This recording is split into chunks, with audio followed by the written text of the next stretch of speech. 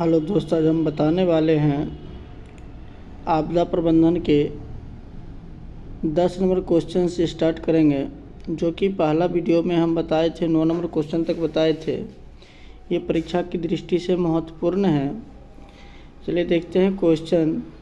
कहता है क्वेश्चन, सुखाड़ से आप क्या समझते हैं?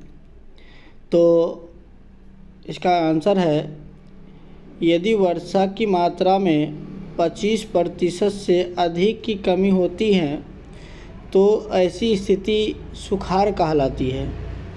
अगर वर्षा होता है उससे 25% अधिक की कमी होगी तो यह सुखाड़ कहलाएगा। तो इसके कुछ पॉइंट हैं। सुखाड़ एक प्रकार की प्राकृतिक आपदा है और यह आपदा धीरे धीरे आती है और सुखाड़ के लिए सबसे जिम्मेदार कारक वर्षा की कमी है। और अगला पॉइंट पे है, दक्षिणी बिहार सुखाड़ से ग्रसित रहता है। बिहार का 16% क्षेत्र सुखाड़ से प्रभावित रहता है। इस टाइप से क्वेश्चन अगर पूछेगा कि बिहार का कितने प्रतिशत क्षेत्र सुखाड़ से प्रभावित रहता है तो इसका आंसर हो जाएगा 16%। अब अगला क्वेश्चन है, कहता है सुखाड़ के कारण होने वाली हानियों को लिखें। तो सुखाड़ से होने वाली हानियाँ निम्नलिखित तो हैं। जो एक नंबर है, भारी मात्रा में फसलों का नष्ट हो जाना। दूसरा है जान माल की क्षति होना। तीसरा है फसल उपजाऊ कम होने के कारण महंगाई बढ़ जाना। चौथा है किसान की आर्थिक स्थिति दयनीय हो जाती है। अगला क्वेश्चन है, बिहार में सुखाड़ की स्थिति का वर्णन करें। देखिए इसका आंसर, बिहार में सुखाड़ की स्थिति काफ़ी भयानक है। दक्षिणी बिहार सुखाड़ से ग्रसित रहता है और सुखाड़ के कारण बिहार के इन क्षेत्रों में समय पर फसलें नहीं उपज पाती है और जिसके कारण से किसानों की स्थिति आर्थिक रूप से काफ़ी दयनीय हो जाती है। और बिहार एक कृषि प्रधान राज्य है। यदि यहाँ फसलें समय पर नहीं उपजाई जाती या जाएगी तो फिर यहाँ को आर्थिक स्थिति क्या होगी। इसीलिए सुखद बिहार के लिए एक अभिशाप हैं या अभिशाप है। अगला क्वेश्चन कहता है, भूकंप किसे कहते हैं? तो पृथ्वी की तली में होने वाली कंपन को भूकंप कहते हैं। ऐसा तली में पाए जाने वाले चट्टानों के टकराने के कारण होता है। अगला क्वेश्चन है, भूकंप केंद्र किसे कहते हैं?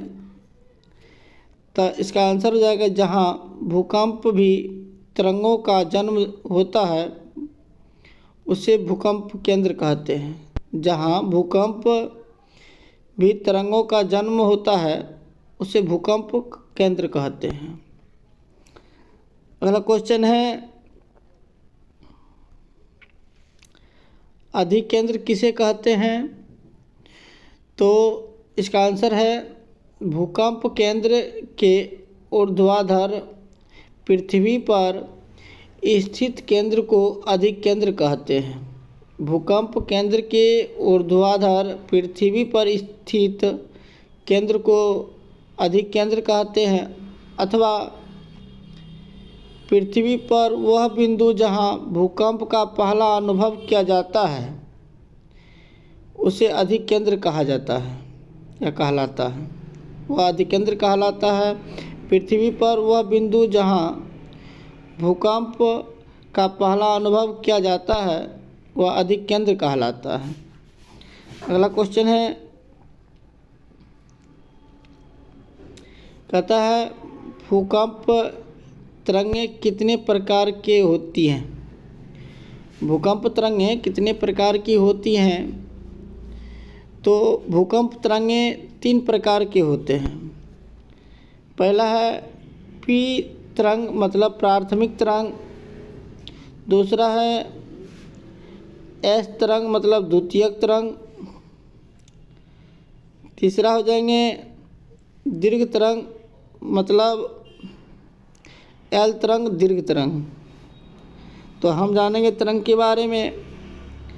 तो प्राथमिक तरंग यह सबसे पहले पृथ्वी तक पहुंचता है। इसकी गहनता सबसे अधिक होती है। यह सबसे कम खतरनाक होता है। द्वितीयक तरंग में है, यह पी तरंग के बाद पृथ्वी की सतह तक पहुंचता है। इसकी गहनता पी तरंग से कम होती है और यह पी तरंग से ज़्यादा खतरनाक होता है। अगला है एल तरंग। एल तरंग दीर्घ तरंग। यह तरंग सबसे अच्छे पृथ्वी की सतह तक पहुंचता है। इसकी गहनता सबसे कम होती है और यह सबसे अधिक खतरनाक होता है। तो ये मुख्य टॉपिक है। अगला क्वेश्चन है, कहता है भूकंप के प्रभाव को कम करने के 2 उपाय लिखें। भूकंप के प्रभाव को कम करने के 2 उपाय निम्न हैं। पहला है भवनों को आयताकार होना चाहिए, या भवनों को आयताकार होना चाहिए और नक्शा साधारण होना चाहिए। दूसरा है लंबी दीवारों को सहारा देने के लिए ईंट पत्थर या कंक्रीट के कॉलम होने चाहिए। अगला देखिए टॉपिक है पॉइंट में, भारत को 5 भूकंपीय जोन में बांटा गया है और भूकंप की तीव्रता सिस्मोग्राफ से मापी जाती है। अगला है सबसे ज़्यादा खतरनाक 5वें जोन को बताया गया है और 5वें जोन में गुजरात का कच्छ प्रदेश, जम्मू कश्मीर, हिमाचल प्रदेश, उत्तराखंड का कुमाऊंग पर्वतीय क्षेत्र, सिक्किम तथा दार्जिलिंग की पहाड़ी क्षेत्र आता है। अगला है, कहता है भारत के इस प्रदेश में कई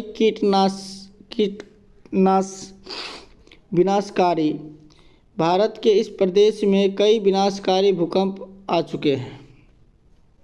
अगला है, भारत में सबसे विनाशकारी भूकंप वर्ष 1934 ईस्वी में आया था। बिहार में विनाशकारी भूकंप 2009 ईस्वी में आया था। अगला है, सबसे अधिक भूकंप जापान देश में आता है, इसीलिए जापान को भूकंपों का देश कहा जाता है। अगला क्वेश्चन है, सुनामी किसे कहते हैं?